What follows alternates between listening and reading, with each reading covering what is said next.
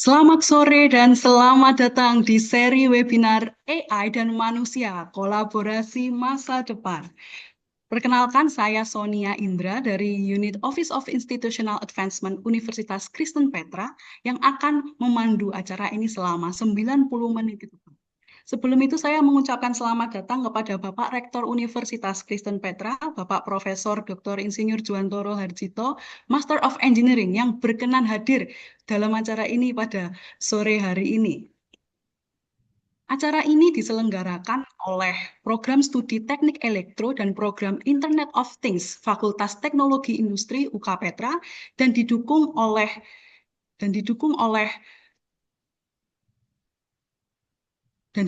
keluarga alumni Petra dan juga Office of Institutional Advancement UK Petra.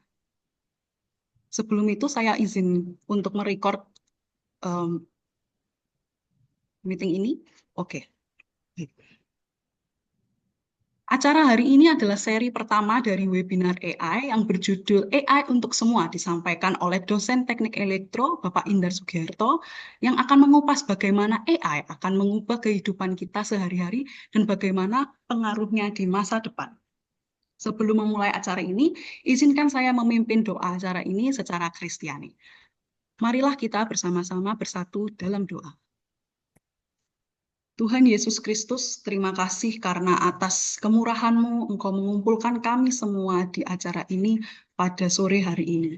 Berkati dan sertailah kami dalam mengikuti acara pada sore hari ini. Biarkanlah apa yang kami dapatkan dari pembicara pada sore hari ini dapat berguna bagi kami. Sertailah juga para pendukung acara agar dapat melaksanakan tugasnya dengan baik. Berkati juga Pak Indar yang akan menyampaikan materi agar apa yang disampaikan dapat disampaikan dengan lancar dan juga berguna bagi kami semua. Terima kasih Tuhan, di dalam nama-Mu kami telah berdoa dan mengucap syukur. Amin. Ini harus muncul Pak Yo. Oke, nah sebelum memulai acara ini, saya mempersilahkan untuk Rektor Universitas Kristen Petra, Bapak Juwantoro Harjito, untuk memberikan sambutannya. Kepada Pak Juan, saya persilahkan. Ya, suara saya terdengar. Bu Sonia, apakah suara saya terdengar? Halo,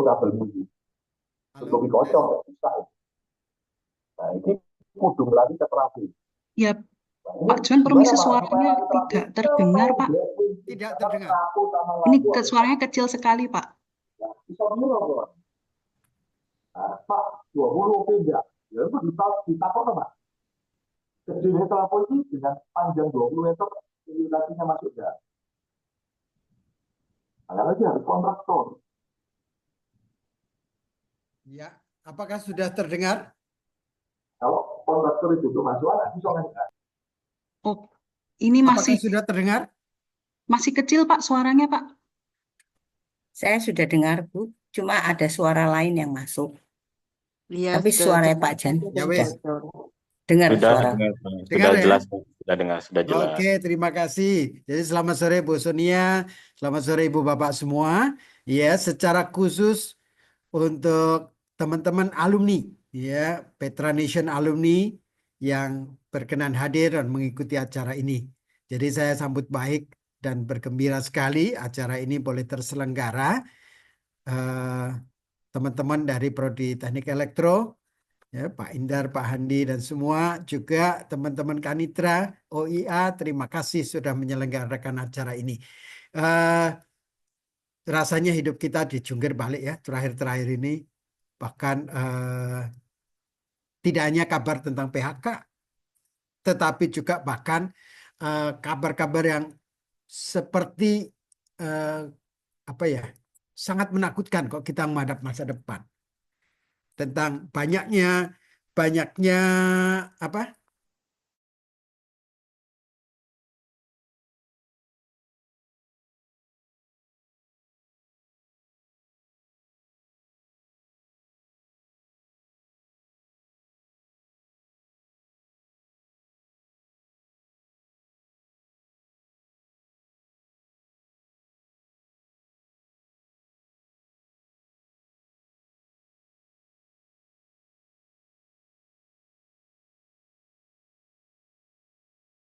Ya, terima kasih. Semoga acara hari ini dan juga seri-seri berikutnya itu menjadi berkat bagi kita semua. Terima kasih. Bu Sonia. Baik, terima kasih banyak Pak Juan atas sambutannya yang luar biasa. Semoga menambah semangat kita peserta webinar pada sore hari ini. Oke, selanjutnya saya akan membacakan peraturan selama webinar ini berlangsung.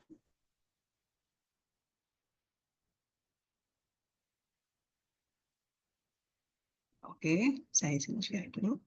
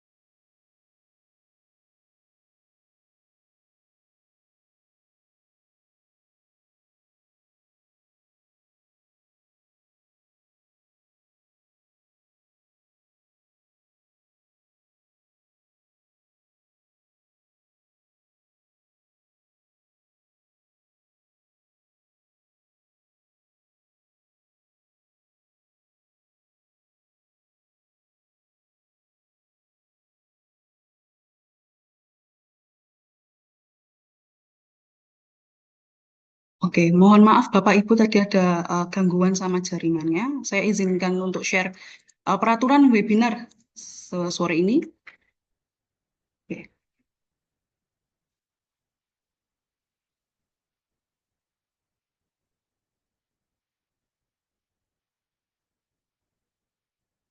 Oke.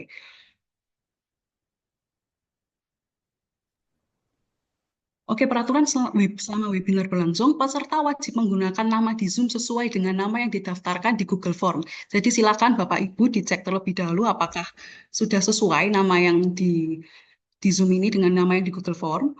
Lalu disarankan untuk menyalakan kamera selama webinar berlangsung dan juga menggunakan virtual background yang telah disediakan oleh panitia yang sudah kami share di grup peserta. Lalu selama penyampaian materi oleh narasumber berlangsung, mohon mikrofon di-mute dan penyampaian materi akan berlangsung selama 40 menit dan akan ada sesi tanya jawab. Lalu peserta wajib mengisi presensi. Ini presensinya akan di-share pada saat memulai acara ini, lalu nanti 15 menit setelahnya, setelah terakhir akan di-share pukul 16.30. Jadi silakan diperhatikan kolom chat untuk bisa mengisi presensinya ya Bapak Ibu. Lalu untuk mendapatkan e-sertifikat, peserta wajib mengikuti minimal 4 sesi dari 6 sesi yang sudah diselenggarakan, yang diselenggarakan. Jadi itu adalah peraturan webinar. Lalu selama sesi tanya jawab berlangsung, sesi tanya jawab akan dibagi menjadi 2 sesi. Yang pertama adalah diberi kesempatan untuk 5 penanya yang akan menanyakan secara langsung. Lalu selanjutnya akan ada sesi tanya jawab via kolom chat. Jadi silakan Bapak Ibu bisa diperhatikan untuk ini. Lalu penanya yang akan bertanya wajib untuk raise hand dan menyebutkan nama terlebih dahulu agar dicatat oleh tim admin.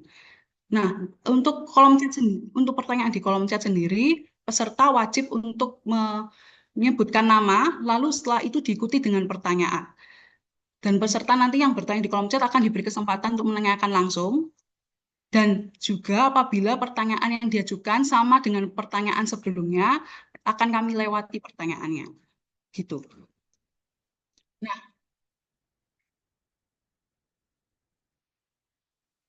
untuk mengenal lebih dalam lagi pembicara kita pada sore hari ini, yaitu Bapak Dr. Indar Sugiarto. Beliau adalah AI Researcher dan Technology Consultant. Beliau juga Lecturer in Computer Engineering and Innovation Specialist Beliau menempuh pendidikan doktoral di Technische Universität München, Jerman, dan juga postdoktoral di University of Manchester, Inggris. Saat ini beliau sedang melakukan riset pengembangan platform superkomputer AI yang bernama Pak Cari, atau platform komputasi cerdas yang ramah industri kreatif. Beliau juga tertarik di bidang riset kecerdasan buatan, cognitive computing, high performance computing atau superkomputer, dan robotika berbasis AI atau istilahnya embodied intelligence. Tanpa berlama-lama lagi, untuk Pak Indar saya persilahkan menyampaikan materi.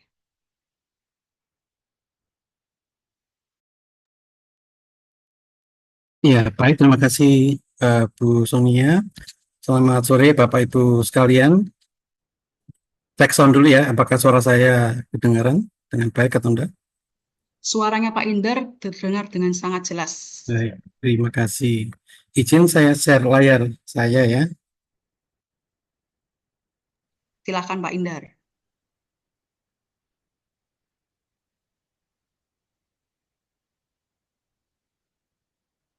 Baik, ya sekali lagi terima kasih Bu Sonia, dan saya ucapkan sekali lagi selamat sore Bapak Ibu sekalian. Tadi sudah diperkenalkan oleh Bu Sonia ya, nama saya Indar. Saat ini memang saya di Teknik Elektro Petra sebagai dosen dan peneliti. Nah, di kesempatan sore ini saya mencoba men-sharingkan ya pengetahuan kami terkait AI dan apa yang sudah kita kerjakan di kampus. Nah, untuk tidak berlama-lama ya, kira-kira apa sih yang nanti akan saya sampaikan di webinar kali ini ya. Jadi di topik hari ini, jadi webinar kita ini kan series ya Bapak Ibu ya. Di pertemuan pertama ini saya hanya akan memberikan gambaran secara umum ya, jadi AI itu apa, terus apa yang bisa dilakukan dengan AI, dan ke depannya itu AI maunya jadi seperti apa. Tentang detail teknis terkait dengan beberapa aplikasi AI itu akan disampaikan di beberapa pertemuan berikutnya ya. Jadi saya berharap sih di topik hari ini paling tidak itu bisa memberikan gambaran ya, jawaban untuk pertanyaan yang paling umum ditanyakan ya. Jadi AI itu apa, kemudian AI itu sebenarnya baik atau enggak sih, teknologi yang bermanfaat atau enggak sih, atau sesuatu yang perlu atau patut kita curigai ya, tentang petik ya. Kemudian apa sih bedanya AI ya dengan program aplikasi komputer biasa yang juga sudah sering kita gunakan.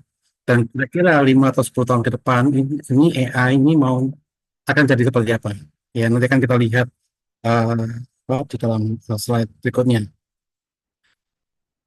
Nah, terus sebenarnya topik ini cukup panjang ya Bapak Ibu ya. Saya mencoba memadatkannya menjadi presentasi ya, dalam waktu 40 menit. Biasanya saya butuh waktu 2 atau 3 kali pertemuan di kelas saya membahas topik ini. Jadi perkenalan tentang AI. Jadi di webinar kita sore hari ini saya bagi menjadi 3 bagian saja ya. Kita akan melihat AI secara umum itu apa, kemudian apa sih yang ditawarkan oleh AI, dan terakhir nanti kita akan lihat ya AI ke depan nanti itu jadi seperti apa. Oke. Nah, ini memperkenalkan lagi saya, jadi sebenarnya saya sudah cukup lama juga bermain-main dengan AI ya, artificial intelligence. Tapi mungkin dulu waktu saya studi lanjut ya di Jerman, istilah AI itu mungkin tidak sepopuler sekarang atau tidak se-hype sekarang ya. Nah, di gambar ini atau di foto ini menunjukkan saya lagi mendemokan ya sebuah teknologi yang namanya BCI atau Brain Computer Interface, di mana saya bisa mengendalikan sebuah komputer atau dalam hal ini robot ya dengan cara berpikir. Jadi saya di kepala saya atau di kepala saya dipasangi sensor EEG. Nah, kemudian saya membayangkan saya menggerakkan anggota tubuh saya, menggerakkan lengan saya, tangan saya. Oke. Nah, kemudian algoritma yang saya gunakan waktu itu ya terkait algoritma klasifikasi berdasarnya mencoba menginterpretasi ini gerakan apa. Nah, kemudian hasilnya digunakan untuk mengendalikan robot. Nah, biasanya teknologi BCI semacam ini itu dipakai untuk membantu mereka-mereka yang mengalami malfunction ya di anggota tubuhnya, mungkin mengalami kelumpuhan atau mengalami kelainan yang lain sehingga tidak bisa bergerak sama sekali. Jadi ini adalah teknologi BCI, Brain Computer Interface, dan waktu itu saya sudah menggunakan algoritma machine learning. Dan memang di tahun itu istilah machine learning tidak se-booming sekarang. Ya, jadi ini pertama kali dulu saya menerapkan machine learning secara real, dipakai langsung dan diterapkan di Jerman waktu itu. Nah, kita mulai dengan AI itu apa? Nah, ini terus terang saya mencoba berimajinasi. Saya tanya ke ChatGPT, Pak, itu. Definisi AI menurut beberapa anak usia mulai TK, SD, SMP, sebenarnya. Nah, dari jawaban ChatGPT itu memberikan gambaran kira-kira seperti ini. Jika saya tanya apa itu AI ya ke anak TK ya. Nah, biasanya mereka jawabnya gini, AI itu kayak robot yang bisa ngomong dan bantuin orang. Nah, seperti itu. Kenapa? Karena biasanya anak TK itu cenderung mengasosiasikan AI ya dengan robot atau tokoh animasi yang hidup yang bisa bicara, kemudian karena mereka terbiasa nonton di film ya atau di TV, misalkan seperti Doraemon dan sebagainya. Nah itu yang terpatri di mereka sehingga mereka bisa bilang AI itu ya kayak robot yang bisa ngomong. Nah kalau kita tanya pada anak yang usia yang lebih besar, anak SD misalkan ya, ini jawabannya lebih sedikit lebih pintar lagi ya. Dan contohnya di sini adalah mereka bilang AI itu mesin yang pintar kayak Google yang bisa menjawab semua pertanyaan. Nah, mungkin Bapak Ibu juga merasa seperti itu ya waktu memanfaatkan platform semacam ChatGPT ya. Kok kayaknya itu bisa menjawab semua pertanyaan yang kita tanyakan. Ya. Nah, kalau kita tanya sama anak SMP, nah ini dia mulai cerdik, bisa melihat ada sesuatu di balik AI itu, yaitu program komputer. Ya. Nah, kemudian kalau kita tanya pada anak SMA, ini lebih saudara lagi, mungkin mereka juga sudah familiar, bahkan menggunakan beberapa platform semacam ChatGPT. Ya, kemudian mereka membayangkan AI itu teknologi yang bisa mesin untuk belajar sendiri, ya, layaknya manusia. Ya. Nah, kalau saya tanya ke orang-orang apa yang levelnya lebih tinggi ya mahasiswa atau orang umum lah dengan pengetahuan apa edukasi lebih tinggi ya, nah mereka memberikan jawaban yang sangat beragam, Bapak Ibu. Ini salah satu contohnya ya. Jadi mereka mungkin bisa bilang AI itu adalah kecerdasan buatan yang bisa menggantikan sebagian pekerjaan manusia, ya seperti robot di industri, ya ada asisten virtual atau sistem canggih, dan seperti itu. Ya. Nah dari semua jawaban-jawaban yang disampaikan tadi ya, itu kita bisa melihat ada semacam kemiripan pola, ya cara pandang masyarakat secara umum tentang AI. Ya. Nah, biasanya ketika kita mencoba mendeskripsikan AI itu apa, biasanya kita membayangkan AI itu ada sesuatu yang cerdas, sesuatu yang pintar, ya sesuatu yang namanya ya artificial intelligence, seperti sesuatu yang pintar. Kadang-kadang kita juga membayangkan AI itu bisa berpikir seperti manusia, ya. Dan biasanya itu berupa program yang jalan di komputer, ya.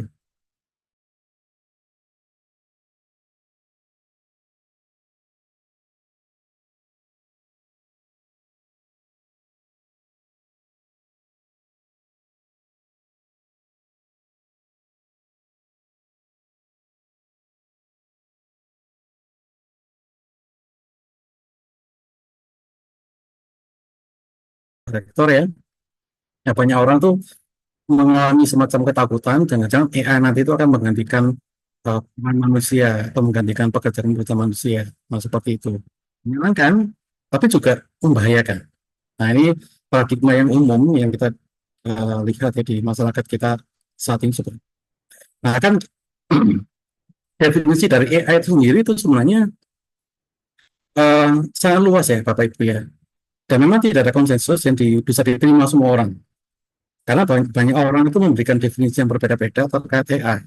Bagi orang IT misalkan, mungkin mereka cuma bilang ya AI itu cuma program komputer aja yang ditulis atau dirancang sedemikian rupa dengan baik sehingga programnya bisa berjalan dengan baik. Kenapa? Karena banyak program AI itu yang memang konteksnya itu cuma mirip kayak apa ya kalau di pemrograman komputer ya itu seperti perintah if dan else seperti itu. Ya makanya mereka bilang ya, itu cuma program. Nah, kemudian bagi beberapa orang, terutama di orang-orang statistik ya, mereka bilang AI itu pada dasarnya adalah inferential system. Kenapa? Karena mereka punya, nah ini secara historical Bapak Ibu ya, orang-orang statistik ini sebenarnya sudah mengenal konsep AI itu sudah cukup lama, sangat lama sekali. Mereka memanfaatkannya di pekerjaan mereka ya untuk mencoba memahami data. Ya, itu sebabnya mereka bilang AI itu pada dasarnya adalah sebuah inferential system, sistem untuk melakukan inferensi. Nah, kemudian kalau kita tanya sama orang-orang yang dari kalangan biologi atau fisika, mereka bilang ya AI itu cuma mencoba mengemulasi apa yang ada di alam, ya, meniru apa yang ada di alam. Oke. Nah, ini uniknya beberapa kali saya juga ketemu orang-orang yang cukup dalam tanda petik religius ya, dan mereka bilang ini cukup ekstrim. Mereka bilang AI ini adalah suatu kekuatan yang bersifat atau sesuatu kekuatan yang jahat lah, kira-kira seperti itu. Nah, ini saya tidak menyalahkan mereka karena memang beberapa kasus ya itu menunjukkan AI ini sepertinya kok bisa berbuat jahat, kira-kira seperti itu. Oke. Nah, jadi memang secara ilmu pengetahuan itu tidak ada definisi yang baku ya tentang AI itu apa. Karena kalau kita coba memahami kata intelligence itu sendiri, ini juga sangat beragam Bapak Ibu. Kalau kita coba lihat di alam ya, atau kita sebut sebagai nature intelligence ya, kita melihat beragam spektrum, levelnya itu bisa berbeda-beda. Bahkan di level seluler sekalipun ya, bahkan di level virus sekalipun, kadang-kadang mereka bisa menunjukkan mekanisme yang cerdas. Ya, apalagi kalau kita masuk di spesies yang lebih tinggi derajatnya ya, atau multicellular living being ya, kita melihat pola yang semakin kompleks. Bahkan serangga semacam semut, kemudian ada lebah ya, itu mereka bisa menunjukkan bahwa mereka memiliki kemampuan navigasi yang sangat bagus. Di mana teknologi manusia sekarang pun itu kadang-kadang juga tidak mampu menyaingi mereka. Nah, ini kan mereka cerdas, bisa melakukan navigasi, bisa berjalan-jalan untuk mencari makanan, kemudian kembali ke sarangnya tanpa kehilangan jejak. Ya. Kemudian kalau kita melihat hewan yang lain, misalkan burung ya, burung kakatua misalkan ya, mereka bisa diajari ngomong, karena bisa merespon juga waktu kita ajak ngomong. Ada juga burung-burung yang bisa bermigrasi ya, dari daerah ke daerah yang lain sekeliling bumi. Nah, pertanyaannya adalah mereka tahu rutenya dari mana. Artinya mereka kan juga bisa berpikir atau bisa menjelajah ya. Ini kan butuh kemampuan intelijensia sendiri. Belum lagi kalau kita misalkan melihat kucing atau anjing ya, ini hewan yang cukup dekat dengan kita ya. Dan ada juga kelompok hewan yang dikenal memiliki intelijensia sosial, semacam gajah, lumba-lumba. Mereka menunjukkan mereka tuh bisa membuat semacam koloni, bisa berkomunikasi juga, meskipun bahasanya bukan seperti bahasa manusia. Ya. Nah, kalau kita bandingkan sekarang, apa kemudian bedanya dengan intelijensia dengan manusia misalkan ya. Nah, tadi saya contohkan ya, ada hewan seperti burung kakatua yang bisa meniru ucapan manusia, bisa merespon juga ya. Ada juga burung gagak yang bisa memanipulasi alat. Jadi burung gagak ini terkenal sebagai burung yang sangat cerdik. Itu bisa mungkin dianggap salah satu burung yang paling cerdik di antara hewan yang lainnya, tetapi komunikasinya itu terbatas, tidak sebagus burung kakatua. Nah, di sebelahnya ini kita lihat ada gorila, ya. Yang mungkin banyak orang berpikir gorila ini adalah spesies yang mungkin paling dekat dengan manusia dan memiliki intelijensi yang paling tinggi. Memang betul, ada gorila yang bisa merespon atau berkomunikasi ya dengan manusia menggunakan bahasa isyarat. Ada gorila yang bisa menggambar dan sebagainya. Tapi apakah semua hewan ini menunjukkan intelijensia yang sama? Tidak. Oke. Bahkan manusia yang masih bayi sekalipun ya, itu menunjukkan fitur intelijensia yang sangat kompleks. Saking kompleksnya, kita sendiri kadang-kadang bingung, ini intelijensia yang dimiliki oleh manusia dari bayi ya, ini bisa dikategorikan level apa? Ya, ini semua kalau digunakan untuk mendefinisikan kecerdasan buatan, ini jadinya agak susah. Nah, itu sebabnya kemudian para ahli ya, mereka yang mendevelop atau mengembangkan teknologi AI biasanya merujuk pada definisi ini. Definisi yang disepakati oleh banyak orang, ya, terutama para saintis atau pengembang AI ya. Jadi merujuk pada definisi bahwa AI itu adalah sebuah sistem komputasional atau sistem yang bisa melakukan komputasi ya, yang memiliki kemampuan yang mirip atau diasosiasikan dengan intelijensi yang dimiliki oleh manusia dewasa. Dan terutama memiliki 3 trait atau 3 karakteristik ini, yaitu persepsi, learning atau belajar, dan reasoning atau penalaran. Dan 3 hal ini yang dijadikan rujukan untuk mendefinisikan AI itu apa. ya. Jadi definisi AI sekarang ini itu merujuk pada hal ini, jadi bukan pada intelijensia yang beragam tadi. Ya. Nah, kemudian di sini kita lihat ya, definisi ini sebenarnya berasal atau berakar dari pemahaman kita ya di bidang neuroscience ya terkait dengan yang namanya cognitive intelligence. Nah, cognitive intelligence itu apa? Ini merupakan salah satu fitur terpenting ya dari otak sehingga kita bisa berpikir seperti sekarang ini ya, bisa juga memiliki awareness ya atau kesadaran ya, yaitu kemampuan untuk perceive atau menerima sensori input ya, kemudian mencoba menginterpretasikan informasi, kemudian mempertahankannya sebagai pengetahuan ya, dan pada akhirnya menerapkannya menjadi sebuah tingkah laku atau behavior yang bersifat adaptif. Nah, dari sinilah kemudian banyak teknologi AI ini yang didesain untuk meniru kemampuan seperti ini. Oke. Nah, permasalahannya adalah ketika kita atau para ahli ini setuju ya untuk menggunakan definisi ini, nah di sini kemudian muncul ya banyak banyak orang yang tertarik untuk mengembangkan lebih lanjut. Nah, bisa nggak saya bikin AI itu yang benar-benar mirip seperti manusia, ya? Nah, secara umum biasanya AI ini dibagi menjadi dua kelompok besar ya. Yang pertama yang disebut sebagai AI berbasis human atau human-centered AI. Yang kedua yang disebut sebagai rationalist approach. Nah, yang pertama yang human-centered ini AI yang maaf, AI yang memang dibuat untuk meniru kecerdasan manusia. Ini yang kelompok pertama, jadi human-centric AI. Kelompok yang kedua, yang rationalist AI, itu berpikir, ya manusia ini meskipun makhluk yang paling cerdas di antara semua makhluk yang ada di bumi ya, tetapi memiliki banyak kelemahan, banyak keterbatasan. Nah, gimana kalau kita bikin program AI yang tidak harus melihat manusia, jadi menggunakan rasio atau kondisi ideal istilahnya untuk menciptakan AI. Nah, dua bidang ini yang sekarang ini menjadi pemicu dari pengembangan beragam teknologi.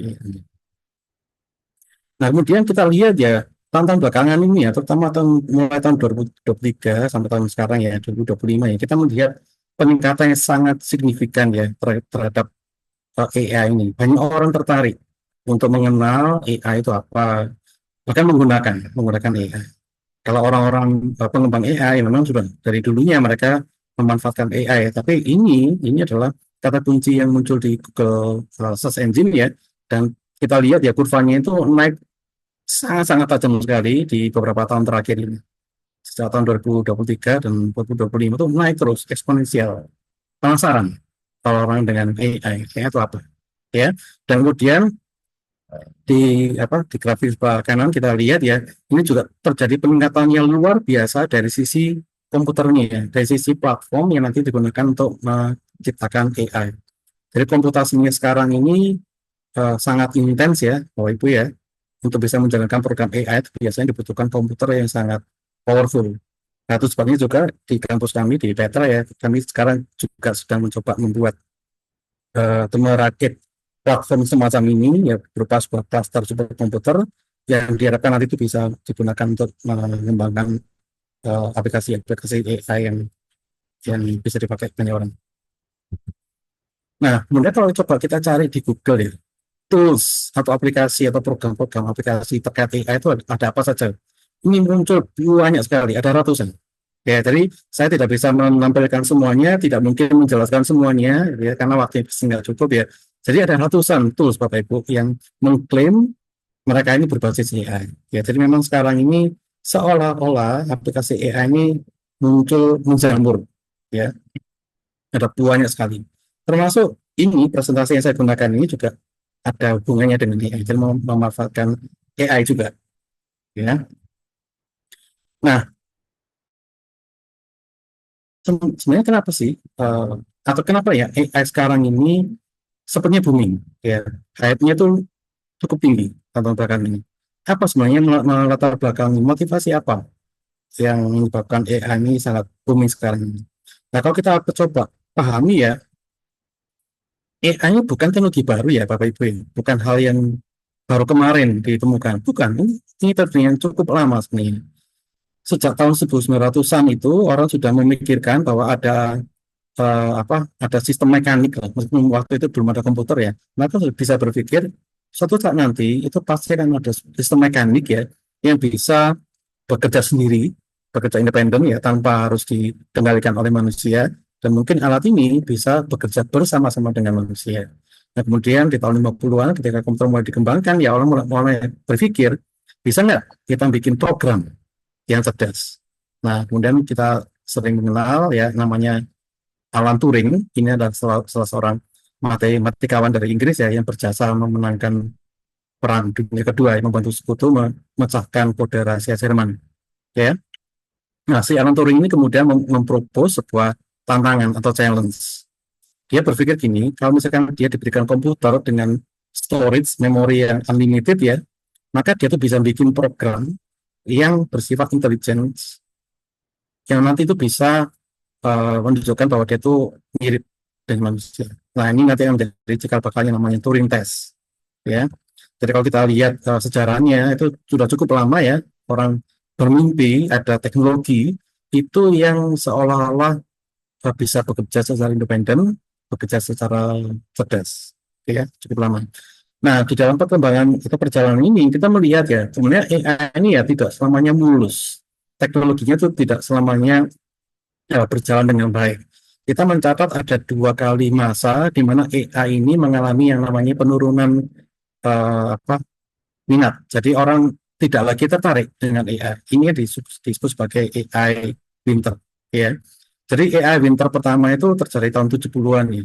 Nah, ini ceritanya ya, di tahun 50-an ya, ketika orang pertama kali mengembangkan komputer ya, kemudian membuat program yang sepertinya cerdas ya, mereka bikin program yang berbasis if dan event semacam ini, mencoba memproses simbol-simbol logika.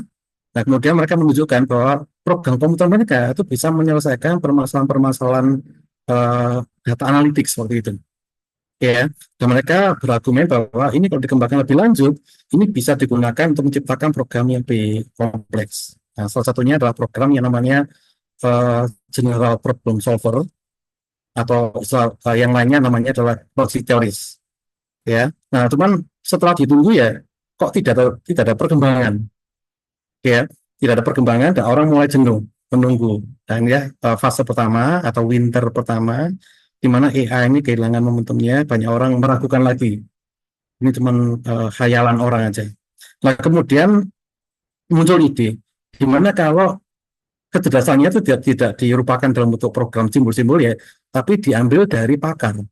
Jadi pakar-pakar misalkan dokter gitu ya, atau insinyur atau orang ahli gitu ya, itu diwawancara, kemudian hasil wawancaranya nanti dimasukkan ke dalam database atau kita kenal sebagai knowledge base. Nah, kemudian dari sana diciptakan sebuah program yang akan mencari jawaban jika misalkan ada pertanyaan spesifik.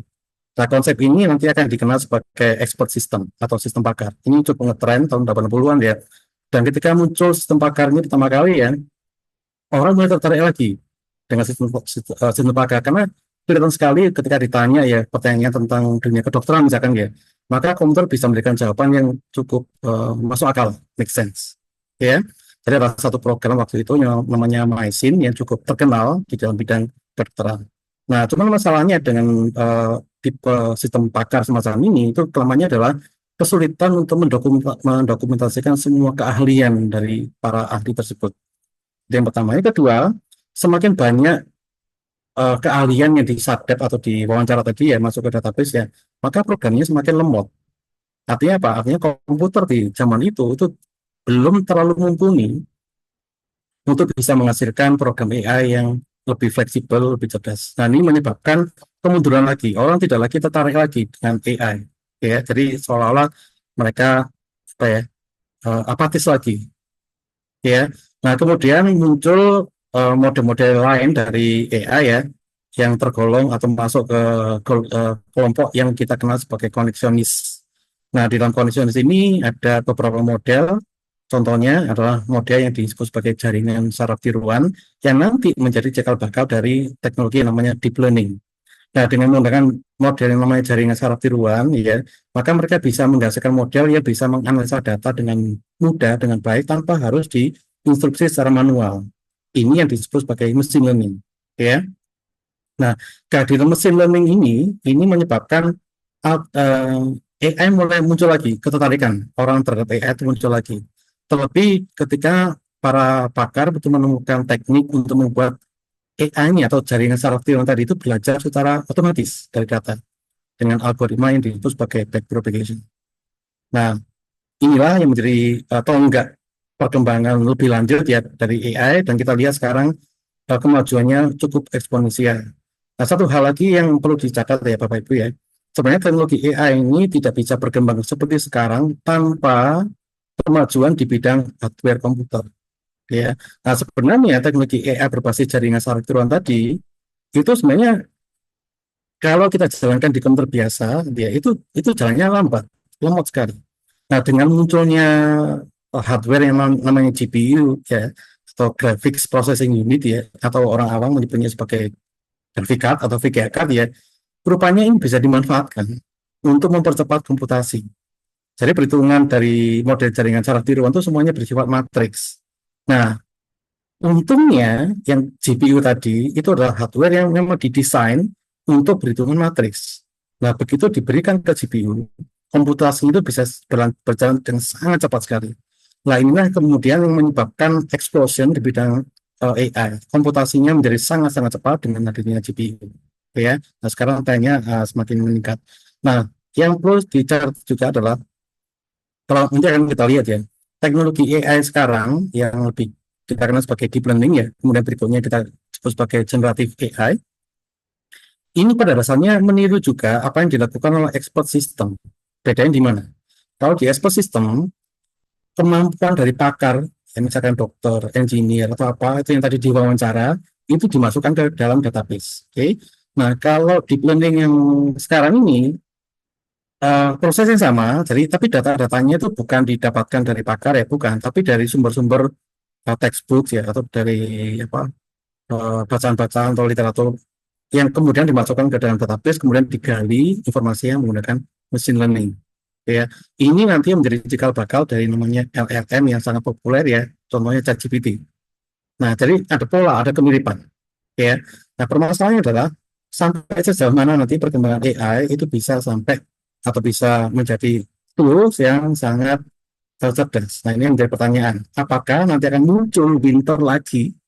Jadi muncul kemunduran lagi ya, artinya orang tidak lagi optimis atau tidak lagi tertarik ya untuk menggunakan AI atau mempelajari AI, ataukah AI-nya akan tetap berjalan berkembang eksponensial ya, sampai ditemukan atau dikembangkan yang namanya AGI, Artificial General Intelligence. Nah, ini masih menjadi tanda tanya Bapak Ibu. Nah, sekarang ini kita masih mencoba memperkirakan ya apa sih yang akan terjadi di kemudian hari. Oke. Nah, ini tadi yang saya sampaikan ya. Tadi saya sempat menyebut ada namanya AGI atau Artificial General Intelligence. AGI ini itu dipandang sebagai AI tingkat lanjut nanti ya, yang bisa berperilaku itu benar-benar seperti manusia. Apapun yang bisa dilakukan oleh manusia, itu bisa dilakukan oleh AGI ini. Nah, sekarang ini AI yang kita punya saat ini, yang kita gunakan saat ini, itu tergolong sebagai Neuro AI atau ANI, Artificial Neural Intelligence. Ya, dari aplikasi semacam Google Maps, ChatGPT, DALL-E, Midjourney dan sebagainya, Sora dan sebagainya, ini masih tergolong Neuro, belum masuk ke kategori general AI. Ya. Nah, banyak orang berpikir adanya AI saat ini memang sangat membantu kita, membantu pekerjaan kita ya menjadi lebih efisien, menjadi lebih cepat dan sebagainya. Jadi memang fungsi atau kegunaan dari Neuro AI ini adalah untuk membuat pekerjaan manusia itu menjadi lebih terbantukan. Ya, yang menjadi masalah adalah kalau nanti itu AGI muncul, general AI yang muncul, di mana AGI itu bisa menggantikan atau bisa mengerjakan apapun yang bisa dikerjakan manusia. Nah, ini sangat-sangat AGI ini akan menggantikan peran manusia di pekerjaan. Jadi akan ada banyak pekerjaan yang digantikan oleh AI. Ya, jadi beberapa orang bilang ini kalau Neuro AI itu kegunaannya adalah job enhancement, ya. Tapi kalau AGI ini job at risk, artinya adalah banyak pekerjaan manusia nanti akan digantikan oleh AI. Dan sekarang Bapak Ibu ya, kita sudah melihat itu beberapa pekerjaan itu digantikan dengan AI. Nanti ada satu slide yang mencontohkan. Ya. Terakhir, ini ada satu konsep lagi, ini masih angan-angan ya, konsep yang namanya super intelligence atau ASI, artificial super intelligence. Dimana kalau ASI ini terus terang masih dalam bentuk bayangan atau gambaran. Jadi ASI ini merupakan step selanjutnya jika AGI itu muncul. Ya, nah kalau sampai ASI ini muncul ya, maka bukan hanya pekerjaan yang terancam, pekerjaan manusia yang terancam, bukan, tapi umat manusianya bisa terancam. Ya, nah beberapa film di Hollywood itu mencoba menceritakan kondisi ini ya, dimana ketika artificial super intelligence ini muncul ya, maka yang menjadi musuh manusia itu bukan cuma manusia saja ya, tapi sebuah entitas yang lain yang memiliki kecerdasan yang bahkan lebih pintar dari manusia, dan ini sangat membahayakan. Seringkali orang membayangkan gini, jadi waktu zamannya Columbus dulu ya, waktu menjelajah, ketika menemukan benua Amerika, mereka menemukan bahwa suku-suku asli benua Amerika itu kan primitif. Jadi mereka dengan mudah itu ditaklukkan. Ya. Nah, kalau ke depan nanti itu bayangannya artificial super intelligence ya mirip dengan Columbus dan orang-orang primitif tadi itu kitanya. Nah, jadinya kitanya menjadi sekarang terancam. Ya. Nah, apakah itu akan terjadi? Kita nggak tahu. Oke. Nah, tadi saya sampaikan ya, ada beberapa aspek yang ada di ranahnya artificial intelligence. Salah satu yang paling dominan, salah satu yang paling banyak pemakaiannya itu adalah bidang yang namanya machine learning. Dalam bahasa Indonesia itu adalah pembelajaran mesin. Nah, beberapa tahun yang lalu, istilah machine learning ini nggak begitu populer, Bapak Ibu. Istilah machine learning sendiri itu sebenarnya sudah muncul itu sekitar 25 tahun yang lalu, sudah dimunculkan, ya, tetapi waktu itu nggak begitu populer. Tetapi yang lebih banyak dikenal orang waktu itu adalah istilah semacam statistical learning, data mining, kemudian ada pattern recognition, dan sebagainya. Nah, ini adalah istilah-istilah yang lebih terkenal di era kira-kira 15 tahun yang lalu. Termasuk saya waktu saya mengerjakan atau kuliah di Jerman dulu ya, saya tidak menggunakan istilah machine learning di tesis saya, tapi saya menggunakan istilah pattern recognition. Ya, baru sekarang ini aja istilah machine learning itu booming lagi. Nah, seperti itu. Ya, nah kemudian machine learning itu ada banyak model. Salah satu model yang sangat dominan di machine learning itu namanya adalah jaringan saraf tiruan. Nah, jaringan saraf tiruan itu dibuat untuk meniru struktur otak yang ada di makhluk biologis ya. Ya, makhluk biologis itu bisa manusia, bisa mamalia, dan sebagainya. Ya, jadi modelnya itu adalah sel-sel neuron di otak itu dimodelkan sebagai sebuah simbol komputasi. Kemudian simbol-simbol ini dirangkai di dalam sebuah layer istilahnya. Nah, jika layer-layer ini dibuat lebih banyak lagi, kita akan menemukan struktur yang disebut sebagai deep neural network. Nah, deep neural network ini nanti akan cikal bakal yang namanya deep learning. Ya. Nah, yang menjadi masalah itu gini. Model-model deep learning itu biasanya menggunakan layer yang banyak, Bapak Ibu. Ada sampai ratusan layer atau ratusan lapis. Ya. Nah, padahal kalau kita lihat di otak manusia, ya, lapisan neuron di otak manusia itu tidak banyak lapisannya. Ya, di contoh gambar ini kita melihat hanya ada 6 lapisan utama di dalam otak manusia. Nah, kebetulan dulu waktu saya S3 itu saya juga satu kelas ya dengan orang-orang neuroscience. Bedanya adalah orang-orang neuroscience itu waktu mereka riset ya itu pekerjaan mereka tuh ya biasanya motongin otak ya. Jadi otak mamalia dipotong-potong tipis-tipis ya, dilihat di mikroskop. Nah, kemudian hasilnya diberikan ke saya untuk dicoba direplikasi, kemudian dimanfaatkan untuk menggerakkan sesuatu. Ya, nah kita lihat sebenarnya otak manusia atau otak mamalia atau otak apapun, layer itu tidak banyak. Tapi kenapa model deep learning itu layernya banyak? Nah, ini adalah kondisi yang kita miliki ya Pak Ibu ya. Jadi teknologi digital kita itu tidak memungkinkan kita benar-benar meniru seperti otak kita, di mana lapisannya tidak banyak. Tetapi secara horizontal itu jumlah neuronnya sangat banyak sekali. Jadi ini agak terbalik. Nah, tapi ini adalah kondisi yang terjadi di teknologi kita. Kita sementara ini belum memungkinkan untuk menciptakan atau mirip semacam ini. Nah, waktu saya ambil S3 kemudian melanjutkan postdoktoral di Inggris ya, saya bekerja bersama dengan Prof. Steve Cooper itu mencoba mempelajari lebih lanjut ya teknologi yang disebut sebagai neuromorphism. Nah, di mana di teknologi neuromorphism kita mencoba mereplikasi sistem komputer, otak manusia dengan menggunakan sistem komputer semirip mungkin. Ya, ini masih dalam progres ya. Dan sekarang ini platformnya yang namanya SpeedMaker itu sudah berjalan dan versi kedua itu dipindahkan ke Jerman. Ya, sayangnya mungkin saya nggak bisa cerita banyak di sekarang ini karena mungkin waktu nggak cukup.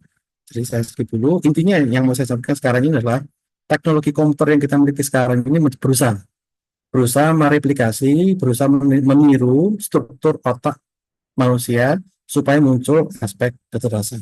Oke ya. Dan rupanya model semacam ini juga bisa diterapkan untuk aspek yang lain, contohnya yang terkait dengan bahasa. Jadi tadi saya sebutkan di sini ada mesin learning, ya. Mesin learning adalah salah satu domain atau salah satu bidang AI itu yang paling populer sekarang, paling banyak penggunanya, paling banyak aplikasinya. Oke, salah satu model di mesin learning ini yang cukup powerful namanya jaringan SR-T1 yang dikembangkan lebih lanjut akan menghasilkan yang namanya deep learning. Oke, nah kita bisa memanfaatkan deep learning ini misalkan untuk memproses bahasa atau yang dikenal sebagai natural language processing. Ya. Nah, dengan memanfaatkan deep learning di bidang NLP ini, maka kita bisa bikin program AI yang bisa merespon dengan kata-kata. Ya. Nah, model-model yang sekarang ini ngetrend ini disebut sebagai LLM atau Large Language Model. Nah, LLM ini pada dasarnya bekerja dengan prinsip yang disebut sebagai generative AI. Nah, dari istilah generatif di sini itu sebenarnya bermula atau berasal dari konsep machine learning juga, ya, di mana di dalam konsep generatif ini data itu bukan diambil dari dataset atau apa enggak, tapi di generate, jadi dibangkitkan secara acak dulu ya, kemudian sistemnya dilatih untuk membuat data-data acak ini kemudian memiliki pola tertentu. Oke, nah ini disebut sebagai generative AI. Dan kita melihat ya pola generative AI itu sering digunakan ya di gambar. Contohnya adalah yang namanya adalah generative adversarial network, di mana dengan menggunakan model yang namanya generative adversarial network atau GAN ini kita bisa meng-create gambar imajinatif. Ya, nah ini ada kasus menarik atau ada isu menarik ya. Ketika kita mencoba mempelajari lebih detail ya tentang bagaimana tuh deep learning itu bisa merekonstruksi sebuah gambar ya. Ketika di tengah jalan prosesnya kita stop, kemudian kita langsung tampilkan saja ya, maka kita bisa melihat ada semacam tampilan atau visual yang menarik. Ya, jadi contohnya di sebelah kanan ini ya, ini seperti ada gambar yang gabungan ya. Jadi ada gambar pohon di sana, ada gambar manusia di sana, ada gambar hewan di sana dan sebagainya. Nah, waktu itu ini disebut sebagai AI dream. Ya, dianggap sebagai sesuatu produk yang menarik. Meskipun awalnya ini adalah produk belum final, jadi belum selesai karena ini didapatkan ketika proses training lagi berjalan, kita stop dulu, kita ambil di tengah-tengah.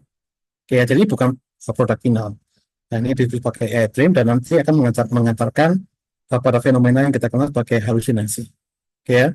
Nah, model semacam ini, generative adversarial network ini yang sekarang populer, ya pengembangannya banyak sekali.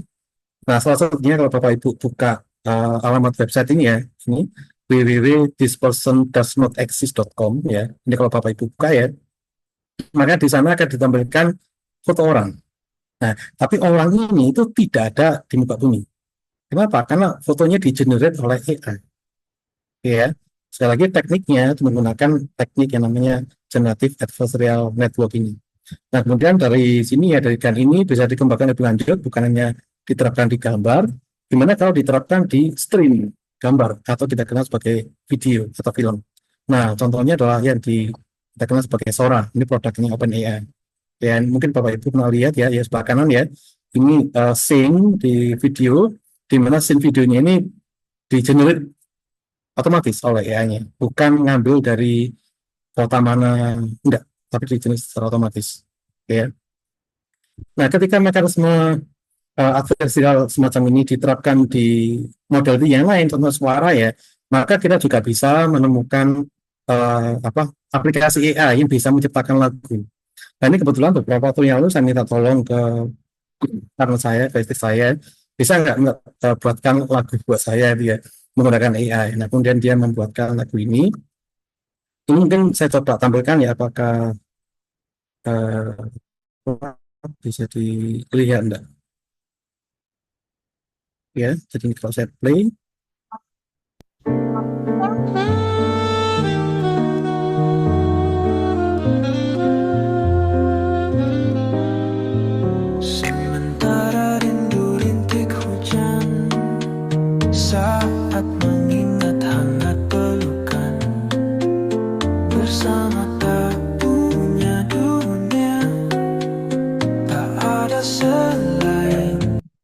sementara saya skip dulu ya Bapak Ibu ya.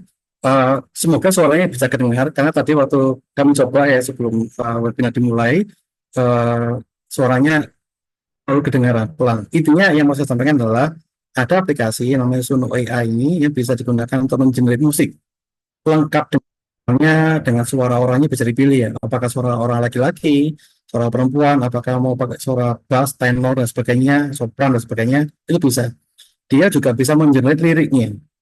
Ya. Nah, ini bisa menjadi alternatif kalau Bapak Ibu ingin mengkreasi sesuatu ya, menciptakan sesuatu dengan AI, bisa juga pakai aplikasi semacam ini. Ya. Jadi kita bisa bikin lagu dengan AI. Itu tinggal masukkan ini aja, promptnya aja. Saya tolong dibuatkan lagu nuansa Happy Birthday gitu kan, ulang tahun. Tetapi dengan nuansa yang lebih misalkan multi bangsa atau multi suku misalkan ya. Jadi yang bernyanyi itu dari banyak suku misalkan. Kita bisa minta AI dan AI nanti akan membuatkan. Oke. Nah, kembali ke tadi ya LLM ya, Large Language Model ini pada dasarnya menggunakan cara yang bersama ya dengan GAN tadi. Nah, dia menggunakan teknik yang namanya transformer ya. Nah, transformer ini pada dasarnya adalah jaringan saraf tiruan juga Bapak Ibu. Ya, jaringan saraf tiruan tetapi dengan tambahan model yang disebut sebagai attention. Nah, dengan attention ini dia tuh bisa nge-track. Tadi itu dia bisa diajak ngomong apa sih? Nah, yang perlu diperhatikan tuh gini Bapak Ibu, kalau kita menggunakan platform semacam ChatGPT, Gemini, atau Cloud, DeepSeek, dan sebagainya, yang perlu diperhatikan adalah kapasitas token itu yang bisa diproses oleh LLM tersebut. Nah, kalau kita menggunakan yang versi gratisan atau tidak berbayar, artinya harus kita jalan integrasi sendiri ya, biasanya itu terbatas dengan kapasitas GPU, memori GPU yang kita punya.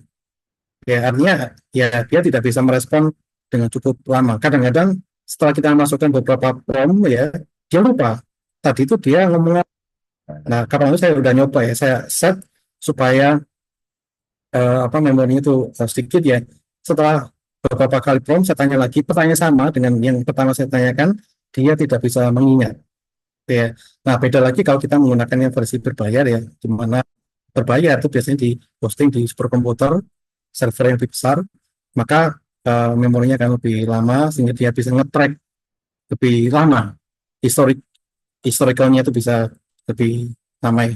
Nah, pertanyaannya adalah platform semacam ChatGPT, Gemini, Cloud ya atau DeepSeek itu gimana sih? Kok bisa seolah mereka tuh ngerti ya ngerti apa yang kita omongkan ya. Nah, ini sebenarnya menurut saya ilusi ya Bapak Ibu ya. Jadi seolah-olah kita melihat program ini itu cerdas atau pintar dan bisa merespon yang kita masukkan. Ini terjadi karena ya itu tadi kan ya mereka dilatih dengan semua dataset yang ada di muka bumi. Ya, jadi semua textbooks dalam bentuk PDF atau teks lah, itu kemudian dimasukkan ke dalam mesin training yang dimiliki oleh OpenAI atau Cloud ya, Anthropic ya. Kemudian hasilnya nanti akan menjadi sebuah model LLM yang kita nikmati sekarang ini. Jadi semua pengetahuan yang kita punya sekarang ini sudah dimasukkan ke platform LLM. Nah, sehingga kita melihat responnya sangat bagus, spektakuler. Ya. Tapi perlu diingat Bapak Ibu, sebenarnya model LLM ini cara kerjanya ya kembali lagi simple menggunakan mekanisme machine learning. Ya, intinya dia tuh mencoba memprediksi, memperkirakan kira-kira kata-kata apa ya berikutnya yang harus dikeluarkan ya berdasarkan kata-kata sebelumnya yang sudah di-generate ya. Nah, di contoh ini ya misalkan ya kita tanya ke atau kita berikan prompt ke LLM ya, suka minuman apa? Nah, pertama kata atau token pertama yang diproses misalkan ya kata-kata terkait minuman favorit. Maka responnya adalah my favorite drink. Berikutnya LLM itu akan mencoba mengestimasi, memprediksi kata apa ya berikutnya yang cocok sesuai dengan frase sebelumnya yaitu my favorite drink. Maka grid ini seharusnya adalah is ya. Nah, secara statistik kata atau token is ini itu memiliki probabilitas paling tinggi di antara semua kata-kata yang lain yang ada di database-nya. Makanya dia muncul. Demikian seterusnya sampai nanti itu kata terakhir. Ya, jadi platform semacam LLM ini semacam ChatGPT, Gemini dan sebagainya ini masih menggunakan mekanisme prediktif. memprediksi kata berikutnya itu apa.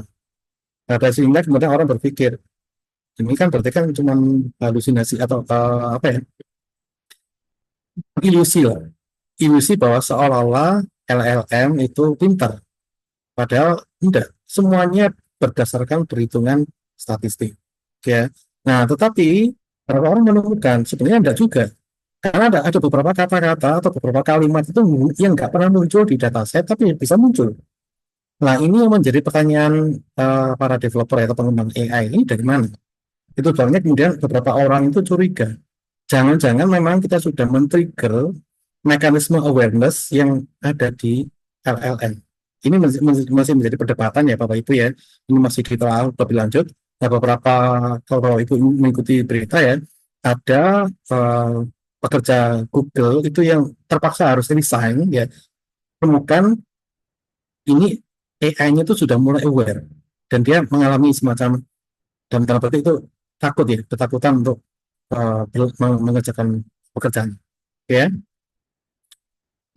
Nah, seperti kita ketahui ya, AI ini sekarang lagi berjamur ya Bapak Ibu ya. Di mana-mana kita mendengar AI dan kita melihat ada banyak sekali aplikasinya, termasuk di dunia pendidikan ya. Nah, ini juga ini saya saya temukan di websitenya OpenAI, ya ini salah satu bagaimana ChatGPT itu bisa dimanfaatkan untuk mengajari anak. OpenAI invited myself and my son Imran here to try out some of their new technology. And so we're curious about how good it might be at tutoring someone in math on Khan Academy. So let's get it started. It's loading up. All right, make sure it can see our screen. Actually, in this format, Hello there. I can't. I'm here with my son, and I'd love you to tutor him on this math problem, but don't give him the answer. You can ask questions and nudge him in the right direction, but I really want to make sure he understands it himself. And he's here in the room, so you can talk to him directly. Of course, I'd be happy to help. Let's look at the problem together. Can you first identify which sides of the triangle are the opposite, adjacent, and hypotenuse Ini dijelaskan. relative to angle alpha? Dari semacam All right, so I'm pretty sure this is the angle alpha right here, right? tiga Bapak Ibu. Perfect. Dan tentang That's correct. Now, looking at the triangle, Yeah. which side do you think is the hypotenuse? bagian yang bagian yang mana Really, Remember, the hypotenuse terkait I'm not totally sure. I think cross check oleh it might be this one, but I really am not sure. This side AC. memberikan respon bahwa You're close. Hmm. Actually, side AC is called the adjacent side. Nah, ini jadi salah satu contoh ya Bapak Ibu ya. Bagaimana AI ini bisa dipakai di dunia pendidikan ya, sudah banyak contoh aplikasinya di dunia pendidikan. Paling menarik ya, ChatGPT ini sekarang bisa juga digunakan untuk membantu ya kita belajar mandiri. Nah, seperti itu ya. Nah, ada juga contoh yang sudah sering kita katakan ya, Google Map ini teknologi AI juga Bapak Ibu. Jadi Google Map ini adalah teknologi AI yang jauh kita kenal sebelum hype AI muncul ya. Jadi saya juga merasa kalau nggak pakai Google Map ini rasanya kok kesulitan kalau misalkan saya harus bepergian. Jadi muncul semacam apa ya, dan dalam petik ketergantungan ya untuk memanfaatkan Google Map. Masalahnya bukan hanya Google Map ini bisa menunjukkan rute yang mana, tapi dia menunjukkan rute yang optimal. Dia bisa memberitahu ini loh daerah ini itu warna merah ini lagi macet. Jadi sebaiknya jangan ke sana. Nah, kalau saya sudah biasa dengan jalan-jalan di kota Surabaya misalkan ya mungkin bisa saya tanpa Google Map jalan ya, tapi saya nggak tahu apakah jalan yang akan saya tempuh nanti itu ada kemacetan atau tidak. Nah, itu sebabnya saya lebih prefer menggunakan Google Map, karena dia bisa memberitahu daerah mana yang macet, sehingga saya bisa menghindar. Ya, dia bisa menunjukkan rute paling optimal yang bisa saya gunakan. Nah, yang menjadi masalah adalah beberapa orang itu terlalu depend sama Google Map ya, sangat tergantung ke Google Map. Dan ini sering terjadi ya, saya juga dulu pernah kesasar ketika Google Map yang masuk ke area persawahan yang nggak jelas contoh di mana ya. Dan ini ada kasus beberapa waktu yang lalu ya di berita mainstream ya. Jadi ada mobil itu yang terjun dari tol Krian Gresik Kenapa? Karena supirnya terlalu fokus ke Google Map, nggak memperhatikan jalan. Nah, jadi mesti hati-hati ya. Ya, saat kita memanfaatkan tools AI ya semacam Google Map semacam ini. Nah, kemudian sekarang ini era yang disebut sebagai vibe coding ya, di mana dengan kita bisa memanfaatkan AI untuk membantu kita memudahkan coding. Ini kebetulan di tempat kami di Prodi Elektro ya, kami sering juga mahasiswa untuk mengerjakan tugas bikin alat atau bikin sebuah sistem yang ada programnya. Jadi ada mikroprosesor atau microcontroller yang ada di program. Nah, kadang-kadang bisa mengajari langsung ke mereka ya step by step coding itu seperti apa. Nah, dalam hal ini saya bisa minta ke mahasiswa, coba kamu tanya ke ChatGPT ya atau tanya ke platform yang lain itu ya untuk membuat programnya. Saya tidak memaksa mereka harus bikin program sendiri Bapak Ibu. Saya mengizinkan mereka untuk mengembangkan sendiri. Yang paling penting adalah ide proyeknya dari mereka, solusi permasalahan dari mereka memanfaatkan tools AI untuk membantu menyelesaikan permasalahannya. Itu aja. Ya. Nah, ini ada platform dari Arduino ya yang bisa digunakan untuk membantu bikin program. Dan ini lumayan menarik Bapak Ibu. Jadi program ini itu bisa membantu codingnya, membantu debugging, ya mencoba mencari masalah di mana dasarnya. Nah, ini juga yang lagi ngetren sekarang ya Bapak Ibu ya, mungkin mendengar di berita ya bahwa Donald Trump itu menginisiasi sebuah proyek yang namanya atau singkatan dari Department of Government Efficiency ya, yang tujuannya adalah untuk efisiensi. Nah, ketika dijalankan dan diinisiasi oleh Elon Musk gitu ya, dia tuh bisa menghemat banyak sekali. Sekarang ini kalau kita coba lihat di trackingnya ya, ada website yang menunjukkan berapa miliar dolar yang sudah dihemat oleh sistem aplikasi DOS ini ya. Sekarang ini sudah mencapai angka 69 miliar dolar Bapak Ibu. Jadi dia bisa menghemat sebanyak itu dan sistem DOS ini itu juga membantu mengeliminir beberapa disefisiensi yang terjadi di pemerintahan Amerika. Masalahnya adalah ada banyak orang yang komplain. Kenapa? Karena ada banyak hibah, ada banyak kontrak itu ya dipotong, diputus gara-gara ini. Nah, jadi ini adalah salah satu contoh ya pemanfaatan AI di pemerintahan. Pertanyaan adalah apakah ini memang menguntungkan, ya positif atau negatif, kembali nanti itu tergantung persepsi interpretasi dari stakeholder ini. Ya, sekali lagi ini contoh AI dan terus terang ini memang ya semacam konflik lah. Nah, kemudian yang menarik juga kemarin juga ada hadiah Nobel Bapak Ibu ya yang diberikan ke Denis Hassabis. Ini orang Google, sekarang orang Google ya, yang mengembangkan platform yang namanya AlphaFold. Nah, idenya adalah dia menggunakan AI yang mirip dengan program AI yang dia dulu ciptakan untuk mengalahkan pemain catur Go. Ya. Nah, sekarang dia bikin atau menggunakan program AI-nya untuk mencari formula rumusan protein. Jadi rumus kimia atau struktur kimia dari protein itu bisa dibuat, dimodelkan dengan menggunakan. Nah, sekarang ini AlphaFold ini sudah masuk versi ketiga ya, dan diklaim bahwa dia itu bisa menciptakan, mengkreasi molekul apapun yang bahkan manusia sendiri pun itu nggak bisa membayangkan atau nggak bisa menemukannya. Nah, dengan kreasi inilah akhirnya si Denis Hassabis ini mendapatkan Nobel Bapak Ibu. Jadi dengan menggunakan AI mereka bisa menggunakannya di kimia atau farmasi. Ya. Nah, AI di dunia game sekarang juga mulai populer dan semakin populer ya. Nah, menjadi masalah adalah kadang-kadang di game ini banyak gamers ini nggak begitu suka dengan AI. Masalahnya kenapa? Dulu ketika game pertama kali dipasangi AI zaman dulu itu masih lemot, masih nggak begitu pintar. Tapi AI sekarang itu justru terlalu pintar dan ini annoying. Banyak gamer tuh yang nggak suka. Kenapa? Karena kalau AI itu main game, dia nggak bisa dikalahkan. Jadi mereka merasa ya percuma aja main lawan AI ya, karena nggak akan mungkin menang. Kalau mereka main game dengan AI, ya, melawan AI, mengalahkan AI. Nah, ini ada juga kondisi di mana ketika AI yang sifatnya generatif tadi itu untuk meng-create namanya NPC ya, non-playable karakter ini menghasilkan sesuatu yang sangat spektakuler ya. Kita bisa meng-create animasi itu semirip mungkin dengan manusia, bahkan suaranya. Suaranya bisa kita desain mirip dengan seseorang yang kita kenal. Ya. Dan ini menyebabkan ada kecanduan, ada kondisi yang tidak menyenangkan. Beberapa orang itu dilaporkan tuh dalam tanda petik itu tertarik ya secara ya mohon maaf ya secara seksual ya itu dengan karakter game itu. Dan ini adalah sesuatu yang cukup memprihatinkan. Ya.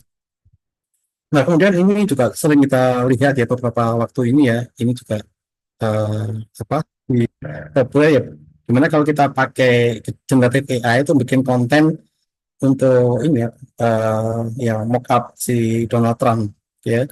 Dan ini mohon izin saya tampilkan ya sekilas saja.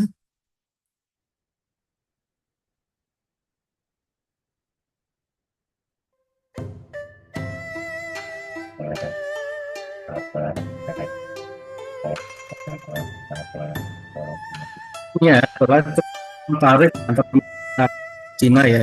Cina merespon dengan kalau di Amerika itu adalah ya, orang Amerika yang ya identitas kegebian digambarkan juga di sini yang menjadi ini adalah orang-orang seperti Tim Cook ya, CEO-nya Apple, kemudian ada si Elon Musk ya, ada si Donald Trump sendiri yang bekerja. Dan ini mock up untuk ya seperti make fun. Semacam ini itu dibuat menggunakan AI ya mirip dengan Sora tadi ya Bapak Ibu ya. Jadi ini adalah salah satu AI just for fun ya, sebagai respon Cina terhadap perang tarif dengan Amerika. Ya.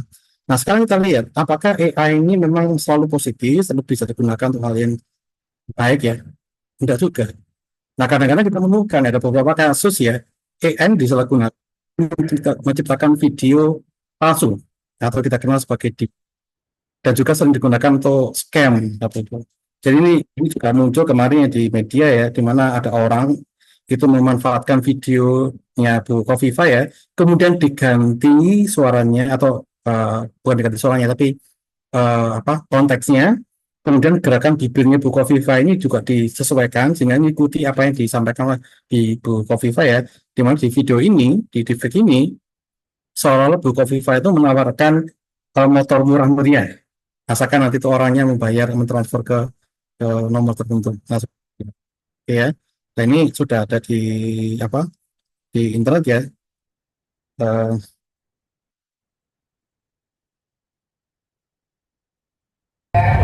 Assalamualaikum, pemberitahuan bagi seluruh warga Jawa Timur. Saya selaku Gubernur Jawa Timur, siapa saja yang belum mempunyai motor atau ingin motor baru, silakan untuk pesan motor murahnya, harganya cuma 500.000. Ini amanah dari saya. Pesan sekarang juga tidak bisa COD ya. Pengiriman bisa hari ini, surat-surat lengkap bisa atas.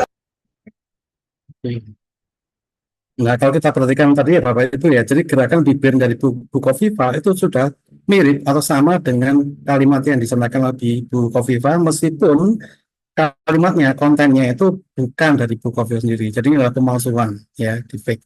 Dan ini sudah memakan beberapa korban. Dan untungnya pelakunya sekarang sudah ditangkap. Dan ini beberapa waktu yang lalu juga belakangan ya, ini saya mendapatkan WA dari anak saya yang kuliah di ITB ya, dan dia mendapat pesan ini dari teman-temannya dia di ITB, mengabarkan bahwa sekarang ini ada usaha scamming yang menyasar anak-anak ITB ya.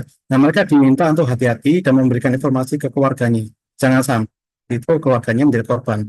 Nah kok ya kebetulan saya mendapatkan hotel di telepon yang tertera di sini ya.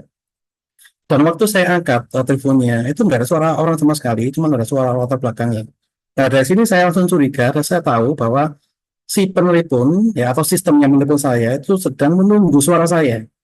Nah, pertanyaannya adalah kenapa mereka menunggu suara saya? Karena mereka ingin mendapatkan suara saya, kemudian ditiru.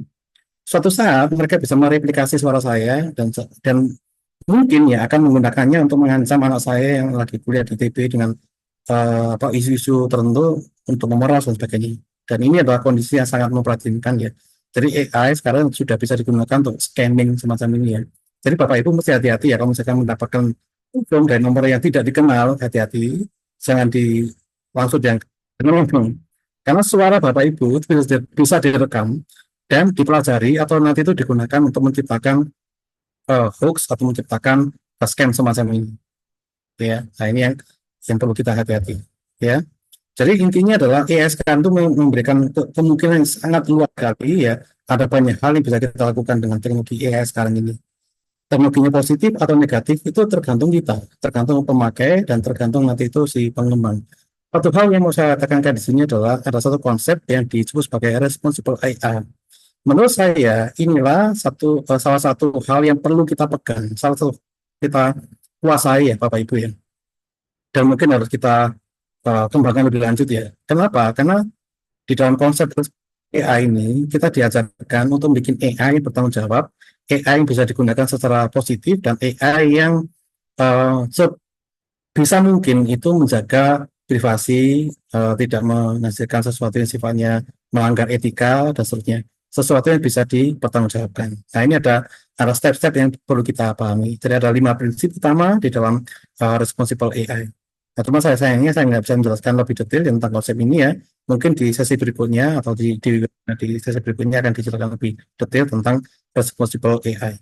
Jadi sekali lagi menurut saya ini responsible AI ini adalah salah satu kunci kita untuk mengembangkan AI di masa depan yang tidak membahayakan manusia. Nah, jadi kuncinya di sini. Oke. Nah, sekarang kita lihat masa depan AI itu seperti apa.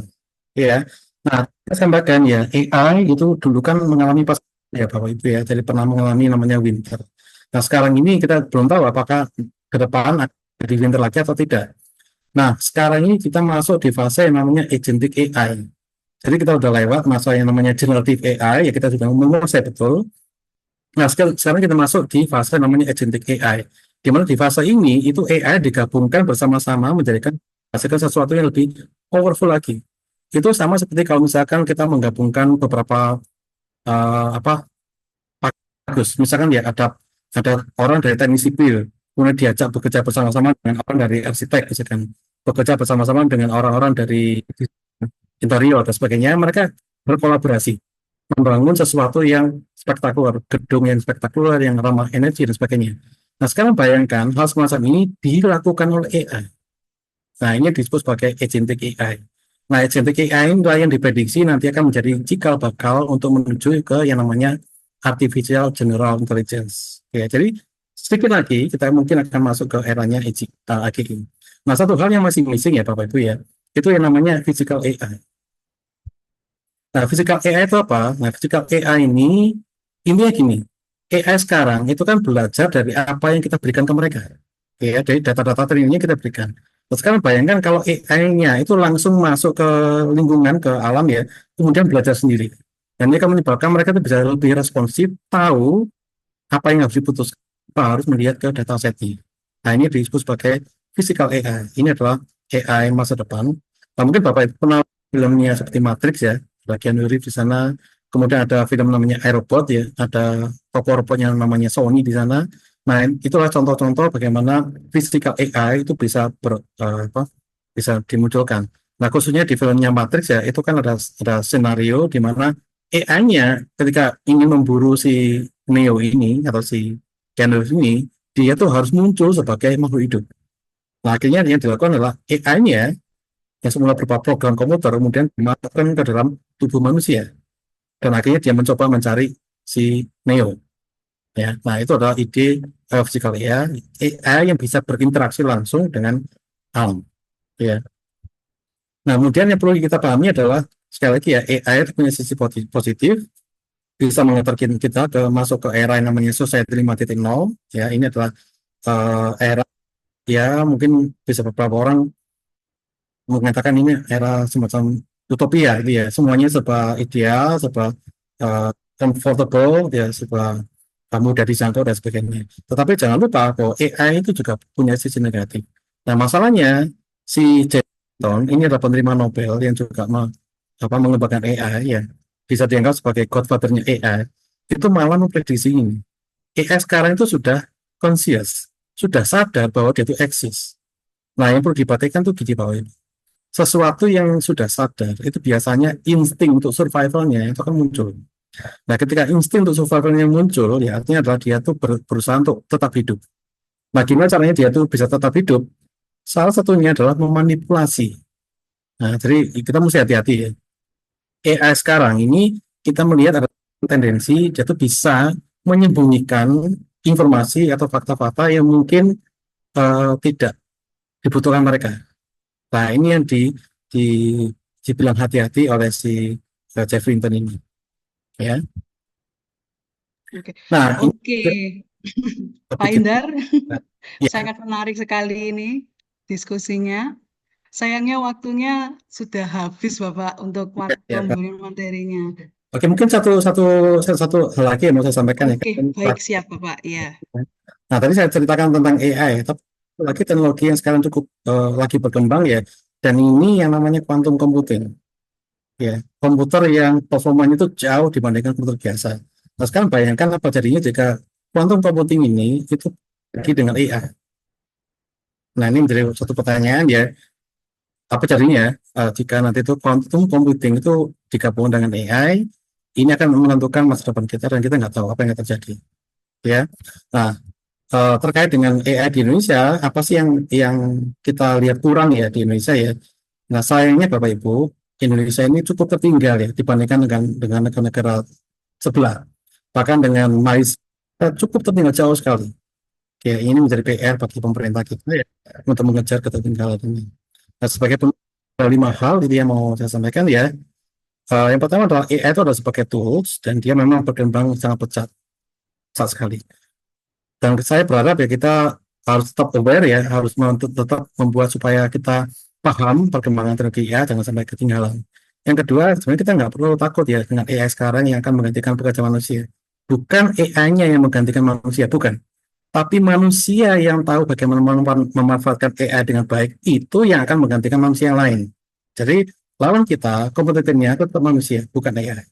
Yaitu manusia yang lain, itu yang lebih pintar memanfaatkan AI. Itulah kompetitor kita. Yang ketiga, kita harus tetap ya meningkatkan literasi digital pengguna AI yang tadi ya responsible AI. Kemudian waktu kita memanfaatkan AI atau bahkan mengembangkan AI, kita harus tetap menjaga etika dan privasi. Yang terakhir ya mau tidak mau kita harus siap ya menyongsong teknologi AI yang mungkin jauh lebih spektakuler di era yang akan datang mungkin 5 atau 10 tahun lagi, di mana era yang kita kenal sebagai singularity era itu akan mulai muncul. Ya, eh, mungkin sekian dulu dari saya. Mohon maaf ya Pak Ibu ya kalau ada sedikit kelewatan waktunya ya, karena memang cukup padat dan saya mencoba memanfaatkan satu sesi saja. Terima kasih. Saya kembalikan ke Bu Joni. Terima kasih banyak Pak Indar. Semoga kita belajar banyak ya Bapak Ibu di sesinya Pak Indar kali ini. Silakan bisa memberikan reaction untuk sesinya Pak Indar kali ini. Oke, Bapak Ibu, sebelum kita menuju ke sesi tanya jawab, mari kita untuk open cam terlebih dahulu kita foto bersama, lalu kita akan melanjutkan dengan sesi tanya jawab. Silakan Bapak Ibu open cam sebentar saja, ditahan dulu yang mau bertanya. Nanti setelah itu kita akan melakukan sesi tanya jawab. Oke, silakan bisa open cam.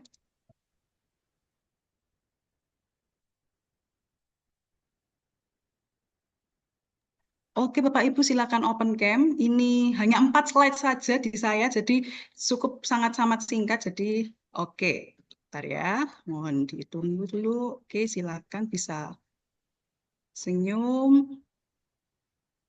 Oke, 1, 2.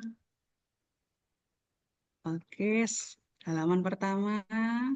Tahan dulu. Oke. Halo, oke. Selanjutnya. Oke. Silakan bisa open cam. 1, 2. Oke. Tahan dulu.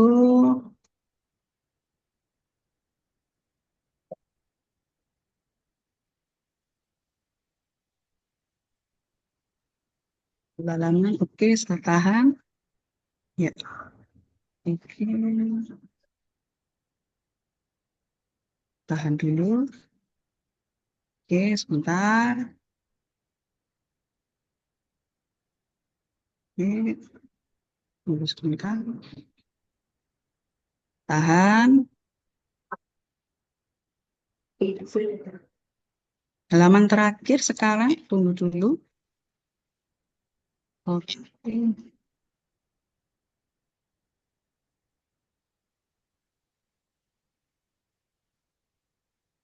Oke, halaman terakhir. Ya, oke. Oke, Bapak Ibu, sudah selesai sesi foto bersamanya. Nah, sekarang kita akan masuk ke sesi tanya jawab, Bapak Ibu, karena keterbatasan waktu, mohon maaf sekali. Ini kami buka untuk 3 penanya ya. Silahkan Bapak Ibu untuk bisa mau raise hand atau ditanyakan di kolom chat, silakan. Ya, oke, ini ada Ibu Olivia Theodor. Silakan Ibu untuk menyampaikan pertanyaannya. Lalu nanti akan diikuti oleh Pak Erik Sebastian ya. Ibu belum, sebentar saya izin. Ya, oke, silahkan bisa. Ya. Halo, boleh di-unmute yang satunya, maaf Kak. Soalnya Oke, ini sudah di-unmute. yang satunya lagi. Oke, sebentar. Yang satunya lagi ya. Bentar. Selamat sore untuk Bapak Indar. Terima kasih sekali, sangat-sangat mengejutkan.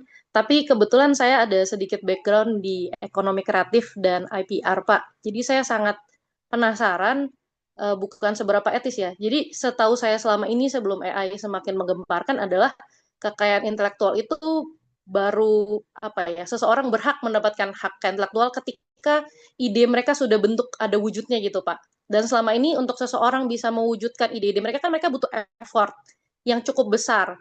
Makanya mereka mendapatkan keuntungan ekonomi yang setimpal gitu, Pak. Sedangkan dengan AI sekarang kan kesannya mereka hanya sampai setengah, hanya muncul di ide, lalu saya dengan alat AI apapun sekarang bisa mewujudkan ide tersebut dan saya mendapatkan mungkin keuntungan ekonomi yang sama dengan effort yang jauh lebih kecil. Apakah ini sesuatu yang ethical?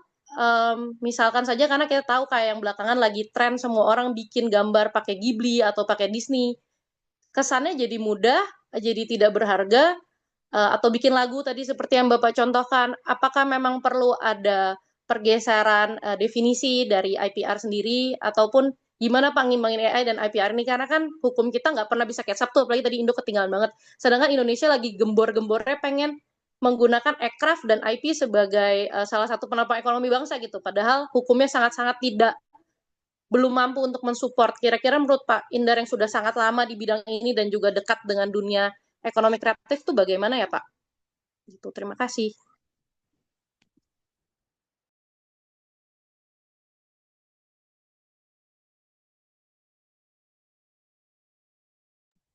Oke, apakah langsung saya langsung saya Ya, langsung jawab saja Pak Indar. Oh, oke. Ya, terima kasih Bu Olivia untuk pertanyaannya ya. Jadi ini memang sangat Bu ya terkait dengan hak cipta terutama ya HKI lah untuk produk-produk yang dihasilkan oleh AI. Karena dulu kan biasanya hak cipta atau HKI itu baru bisa diberikan tuh jika kita bisa menunjukkan buktinya ya. Tapi kalau sekarang baru sebatas ide, apakah itu bisa diklaim sebagai HKI? Nah, ini menjadi permasalahan besar ya, karena terus terang belum ada peraturan secara khusus yang mengatur sampai hal ini, ya.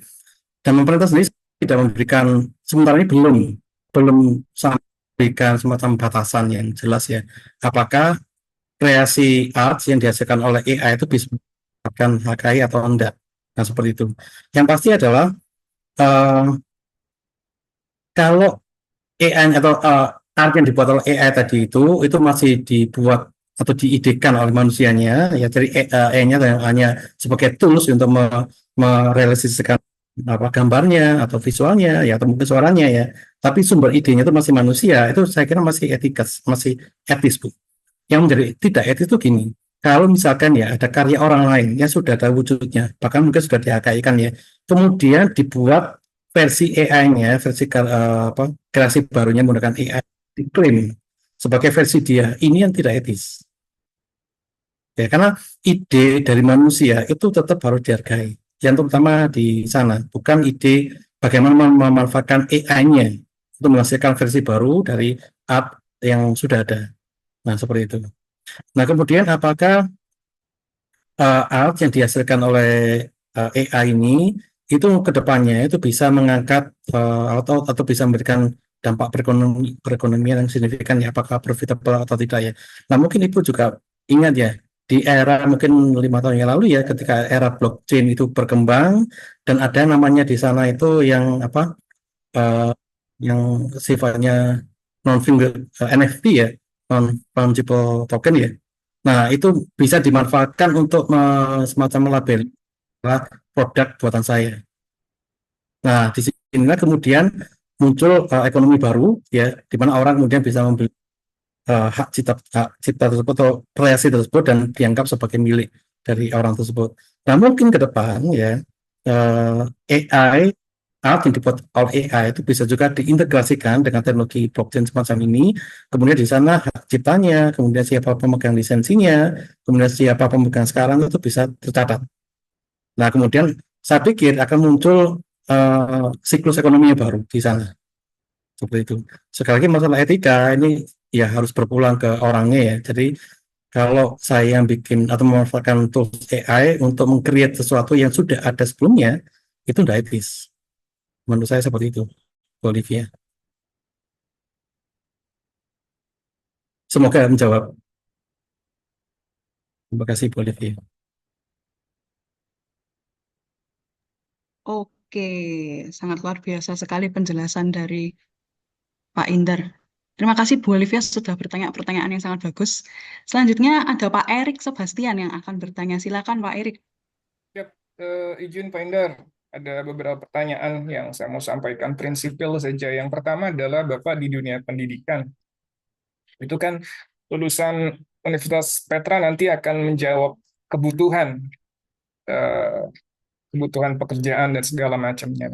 Bagaimana AI ini digunakan oleh Petra untuk menciptakan tugas-tugas akhir atau skripsi yang memang menjawab kebutuhan masyarakat Surabaya dulu lah, tidak usah jauh-jauh. Yang kedua, AI ini kan bisa menjawab beberapa pertanyaan dengan narasumber dengan sumber yang baik. Ada juga sumber yang tidak baik. Nah, bagaimana Bapak sebagai pribadi atau sebagai Universitas Petra menanggapi jawaban-jawaban yang memang bisa dijawab oleh AI ataupun membuat tugas akhir dengan AI. Itu secara universitas. Dan yang berikutnya adalah dari tampilan slide Bapak ada 2 pertanyaan lagi. Religi tadi, it's demonic power. Itu bukannya karena orang-orang religinya yang yang tidak pernah mau belajar mengeluarkan statement seperti itu, yang tidak mau berkembang dengan zaman, yang status quo istilahnya, atau seperti apa? Ini pendapat pribadi saja, Pak. Karena Bapak tadi menampilkan it's demonic power. Lalu berikutnya adalah film Hollywood yang menggambarkan AI dengan negatif dan bisa menguasai. Pendapat saya, apakah itu bukan propaganda bangsa maju agar bangsa yang tertinggal dan berkembang tidak pernah belajar? Itu saja, Pak.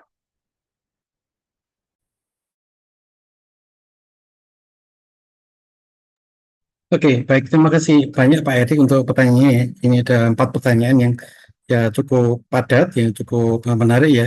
Jadi yang pertama saya mencoba menjawab pertanyaan terkait bagaimana AI itu Petra untuk membantu mahasiswa mengerjakan tugas akhir ya yang menjawab kebutuhan masyarakat.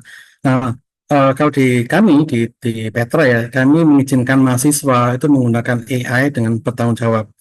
Ide untuk tugas akhir tetap harus dari mahasiswanya, tetap harus berasal dari mereka tuh survei ke masyarakat, mencari permasalahan di masyarakat seperti apa. Nah, baru kemudian mereka merenungkan, memikirkan tools AI apa itu yang bisa mereka gunakan untuk membantu mencari solusinya. Nah, seperti itu.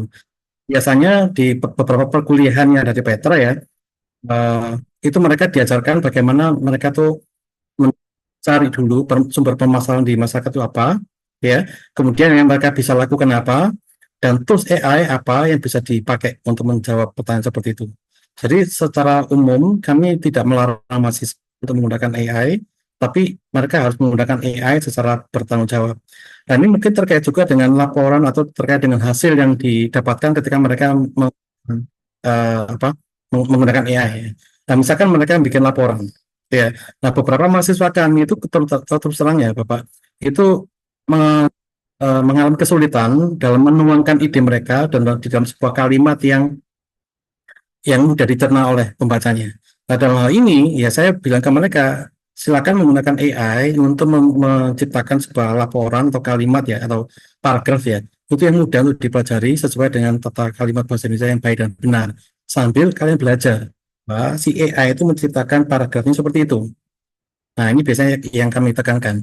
Dan sekarang kami di Petra itu sudah sangat jarang sekali minta mahasiswa untuk bikin tugas berupa bikin tulisan makalah atau apa ya. Karena percuma.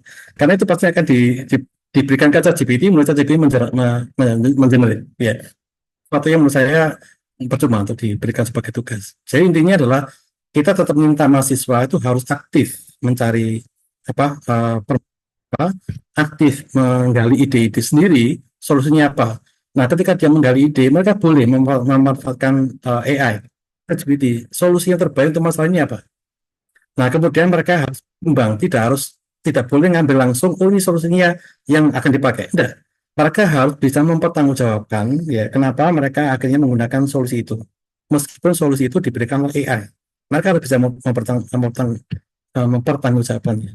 Nah, seperti itu. Nah, ini kalau di kampus kami seperti itu, Pak. Jadi, terus terang ya, kami tidak melarang, tetapi kami minta mereka tuh bisa bertanggung jawab memanfaatkan AI ini. Kemudian pertanyaan terkait dengan yang religi tadi ya Pak ya. Nah, menarik karena saya temukan juga beberapa orang pemuka agama ya, bahkan menggunakan AI untuk mengenerate konten, mengenerate bagian dari yang apa yang mereka khotbahkan nanti. Beberapa ilustrasinya juga dibuat menggunakan AI dan mereka ngomong secara langsung bagian dari khotbah mereka itu menggunakan AI. Bahkan di khotbahnya itu juga dihasilkan oleh AI. Nah, seperti itu. Nah, ini ada seperti itu. Nah, maksud saya ada juga tokoh agama itu yang mengharamkan pemakaian AI ini. Kenapa? Karena mereka berpikir AI ini kan buatan manusia. Jadi apa yang disampaikan sebagai khotbah, jika itu dijelaskan oleh manusia, maka yang terjadi adalah suara manusia yang dikhotbahkan, bukan suara dari Tuhan, bukan hikmat yang dari Tuhan yang disampaikan. Dan ini sesuatu yang menurut mereka itu salah. Jadi mereka tidak mau menggunakan AI. Dan akhirnya mereka sampai pada satu kesimpulan, jangan-jangan ya, AI ini memang digunakan oleh kuasa gelap atau something else lah untuk ini menggiring ya atau membawa jemaatnya ini malah menjauh dari kebenaran seperti itu. Nah, ini pendapat mereka. Oke, jadi secara orang-orang yang di religi ini masih ada dua kubu Bapak. Jadi ada orang yang bisa menerima memanfaatkan AI ya, tapi ada juga yang sudah sampai masuk ke state mereka antipati, bahkan mengharamkan, melarang jemaatnya atau umatnya itu untuk berinteraksi dengan AI. Kan sendiri bahkan di tetangga saya itu ada yang saya kepala lu kan ada hal bihalal ya di kampung ya, itu cerita AI ini sesuatu yang berasal dari jin dan sebagainya. Nah, seperti itu ya. Jadi ini yang terjadi di tengah kita seperti itu Bapak. Kemudian terakhir ya tentang film Hollywood ya menggambarkan AI secara negatif ya, apakah ini sebuah propaganda yang bisa dibilang jebakan ya. Jadi orang-orang yang dari negara berkembang atau negara-negara yang tidak mampu mengembangkan AI, mengembangkan tools itu terpaksa takut. Ya, pada akhirnya mereka tergantung sama negara maju dan seterusnya. Menurut saya kok enggak juga ya, Pak. Ketika Hollywood itu membuat sebuah film dan filmnya ini kalau ingin booming atau bagus ya, mereka tuh harus riset terlebih dahulu. Jadi mereka tuh kan tanya ya dari tim kreasinya itu akan melakukan survei, melakukan studi literatur ke para ilmuwan, para peneliti ya di pusat-pusat penelitian mencari informasi terkait teknologi yang sekarang ini seperti apa, supaya waktu mereka bikin film itu enggak asal-asalan dan tidak bertolak belakang dengan perkembangan teknologi itu sendiri ya. Jadi memang apa yang kita lihat di film-film Hollywood yang sifatnya negatif ya, contohnya Terminator lah. Kemudian ada juga film yang namanya Transcendence ya, itu didapatkan juga dari hasil tim kreasinya itu mencari informasi sejauh mana teknologi ke depan itu bisa terrealisasi, dan mereka menemukan sisi negatif atau sisi gelap dari teknologi AI tadi. Nah, ini kemudian yang diangkat menjadi sebuah film. Apakah ini ada unsur propaganda? Saya pribadi tidak bisa melihat ke arah sana, Bapak. Tapi kalau ada orang ya bisa menganalisa lebih baik lagi ya mungkin saya sih open saja. Tapi saya sebagai saya penikmat film juga ya, saya bisa melihat itu, belum bisa melihat sebagai suatu unsur propaganda. Tapi justru saya melihat ini sebenarnya warning juga buat kita ya. Bukan berarti kita harus percaya 100% dengan film Hollywood. Banyak juga bagian dari film Hollywood itu yang dikarang atau dibuat-buat. Tapi paling tidak kita harus bisa kita melihat lah bahwa ternyata orang-orang Hollywood itu ternyata pola pikirnya sudah sampai ke sana, bisa membayangkan ke depan itu AI itu akan seperti apa dan seterusnya. Begitu Pak Erik, itu pendapat saya. Semoga bisa membantu. Terima kasih. Terima kasih banyak Pak Erik untuk pertanyaannya dan Pak Indar dengan penjelasannya yang cukup jelas. Satu pertanyaan lagi dari kolom chat dari Ibu Medi. Pertanyaannya adalah, dengan kemajuan AI yang demikian pesat, menurut saya sebagai orang tua, metode belajar cara lama menghafal drilling soal sudah kurang sesuai. Menurut Bapak sebagai peneliti di bidang AI, bagaimana atau apa yang harus dipelajari anak-anak untuk bisa memanfaatkan AI, bukan berlomba-lomba mengalahkan AI dengan menghafal materi, supaya bisa lebih bermanfaat untuk kehidupan di masa depan? Oke, terima kasih atas pertanyaannya Bu ya. Nah, ini satu lagi yang menarik ya, tapi sayangnya saya tidak sempat menceritakan ya. AI, artificial intelligence, itu ada juga definisi yang lain ataupun coba interpretasi yang lain. Itu adalah augmented intelligence. Augmented itu artinya apa? Augmented itu artinya adalah diperluas, ya. Yang diperluas apa? Yang diperluas adalah pengetahuan manusianya. Ya, nah orang-orang yang kemudian mencoba mengembangkan AI dengan konsep augmented intelligence ini, itu memanfaatkan AI sebagai tools yang nanti membantu manusia di dalam memproses informasi. Jadi sekarang manusia bukan lagi diminta untuk menghafal sesuatu yang sifatnya biasa atau sesuatu yang hanya memakan space di otak memori kita ya, di otak kita ya, tapi lebih diajarkan bagaimana berpikir kritis. Critical thinking-nya itu diutamakan. Bukan cuma masalah mengingat saja. Kenapa kalau cuma masalah mengingat saja? Ya, kenapa nggak pakai handphone aja? Kenapa nggak pakai laptop atau komputer aja ya untuk mengingat? Yang perlu dipertahankan sampai akhir ya, itu adalah kemampuan critical thinking. Itu yang paling penting. Kalau cuma masalah nama-nama atau istilah itu bukan sesuatu yang harus diingat atau dipertahankan di otak kita.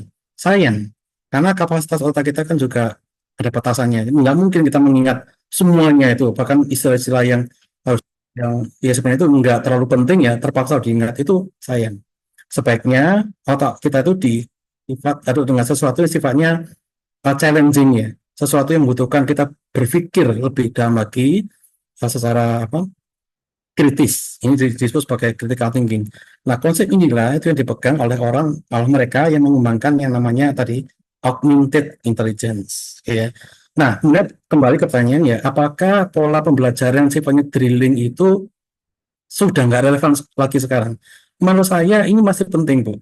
Saya bukan berarti cara belajar drilling ini bisa dihapuskan 100% ya, enggak. Bukan berarti seperti itu. Saya sih ya kalau satu kali ya, beberapa kali ya di ujian sekolah ya, mungkin di tingkat SD, SMP, SMA, atau bahkan kuliah ya, sesekali ya model ujiannya itu drilling.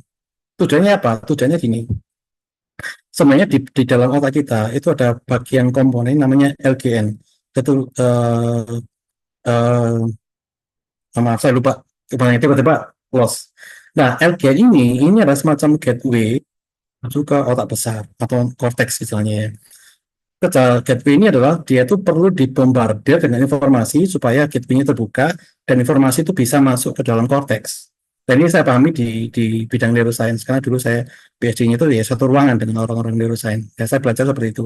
Artinya apa? Artinya mekanisme drilling ini juga penting di dalam membuka si LGN ini supaya gateway-nya terbuka dan informasi berikutnya itu bisa masuk ke korteks, bisa masuk ke memori jangka panjang misalnya.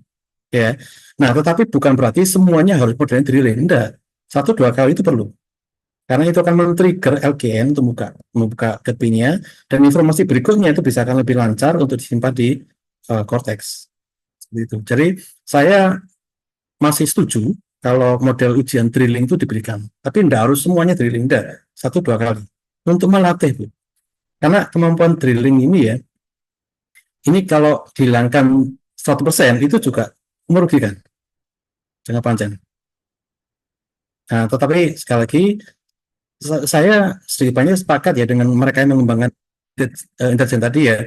Sebaiknya otak kita itu diperkaya atau dilatih dengan sesuatu yang pikir, jadi sesuatu yang butuh penalaran, ya. Jadi bukan hanya untuk menghafal, bukan, tapi sesuatu yang menalar, mencoba menganalisa. Jika diberikan ini kenapa jadi kayak gini? Nah, semacam itu. Bukan jika ini namanya apa, ini tambah ini jadinya apa, bukan. Tapi kenapa, why, itu yang perlu ditekankan di proses belajar mengajar. Menurut saya seperti itu. Baik. Semoga membantu. Semoga menjawab ya Bu Medi, penjelasan yang sangat amat komplit dari Pak Indar ini. Oke, saya tadi perhatikan di kolom chat ini banyak sekali pertanyaan Pak Indar. Nah ini nanti semisal kami kirim untuk dijawab, berkenan ya Pak ya? Boleh Bu, boleh, Oke silakan. ya, oke Bapak Ibu, nanti pertanyaan-pertanyaan belum terjawab akan kami kirimkan ke Pak Indar untuk dibantu dijawab oleh Pak Indar. Kami juga nanti akan men-share Google Form jika Bapak Ibu memiliki pertanyaan yang terlintas saat pemberian materi tadi. Begitu. Oke, karena waktu sudah habis, cukup 3 pertanyaan dulu Bapak Ibu. Nanti jika ada pertanyaan silakan mengisi Google Form yang akan kami bagikan. Terima kasih banyak untuk Pak Indar sudah memberikan materi yang sangat amat lengkap dan juga memberikan insight, walaupun mungkin materi yang beberapa semester ini harus dipenyet jadi sekitar 45 menit atau hampir 1 jam tadi ya. Dan semoga kita mendapatkan insight baru ya tentang AI ini. Nah, oke. Bapak Ibu, sebelum mengakhiri kegiatan pada hari ini, saya izin untuk membagikan link evaluasi untuk para peserta agar mendapatkan agar jadi eval bagi kami untuk pertemuan-pertemuan selanjutnya ya. Nah ini Bapak Ibu, saya izin untuk men-share pertemuan selanjutnya, yaitu seri webinar kedua, pemanfaatan AI untuk konten kreatif. Bapak Ibu yang belum mendaftar, silakan bisa mendaftar di link petra.id seri webinar AI PCU 2025 yang akan dibawakan oleh Bapak Resmana Lim, yang merupakan salah satu dosen juga di Universitas Kristen Petra, belajar bersama kembali. Dan itu pertemuan kita pada seri webinar hari ini. Terima kasih untuk pendukung acara dan penyelenggara acara dari Program Studi Teknik Industri dan Internet of Things Fakultas Teknologi Industri Universitas Kristen Petra, dan juga pendukung acara Kanitra, keluarga alumni Petra, dan juga Office of Institutional Advancement Universitas Kristen Petra. Terima kasih Bapak Ibu, selamat malam, sampai berjumpa di pertemuan webinar kita selanjutnya.